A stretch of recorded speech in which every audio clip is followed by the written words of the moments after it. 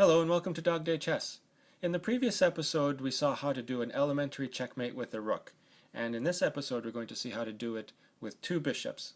It's impossible to checkmate a king with just one bishop, but it can be done with two bishops. Although it's a little trickier to do it with two bishops because one wrong move and the defending king can slip out of the area you've tried to confine him to, and it'll take several more moves to confine him again.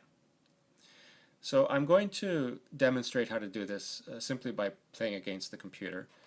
And I'll start by bringing my bishop out to c2 and my other bishop out to f2. And this way they're going to crisscross through the center and form a bit of a barrier for the black king.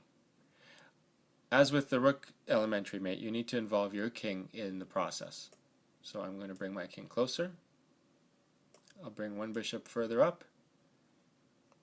and then the other one I will bring right here, and this will confine the king to this triangular space. Now if the king had come to attack my bishop, then I would have defended it by bringing my king. I'm going to bring my king up anyway. I need the king to stay close to my bishops. And then I'll bring the bishops side by side. When they're side by side like this, they also confine the defending king to a triangular space. But with them side by side, it's impossible for the defending king to attack the bishops. Again, bringing my king in and out. We're going to be continuing to force the black king to the top of the board.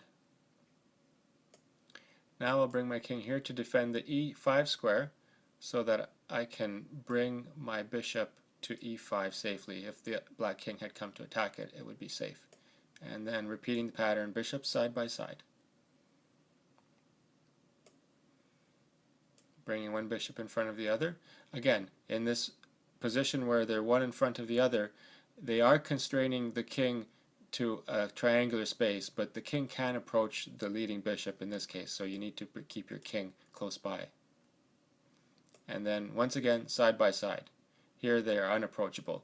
The king can do nothing more than shuffle back and forth between these two squares. Now I want to get my bishops shifted over one file to the left, and I'm going to do that by bringing this bishop to this position. Now I have to defend the bishop that's being attacked, and then bringing it over to the other side, pushing the black king closer and closer to the corner. Now at this point I'm just going to bring my white king over to a6 as the black king shuffles back and forth. And now we're going to execute the final maneuver to do the checkmate. What I want to do is I want to force the black king into the corner. So I'm going to do that by passing the move back to black with this quiet move, and then moving that bishop to d7, taking away c8 from the black king. Now I have to be careful now. If I move this bishop to c8, it'll be stalemate. So I'm going to have him draw out, letting the king fall to b8, and then checking him with that bishop. And then the final checkmate is delivered here on c6. So this is one way to do an elementary checkmate with two bishops. It's not the only way. It may not even be the quickest way, but it's one way that I find easy to remember and easy to execute. So as always, I hope you learned something from this episode, and thanks for watching.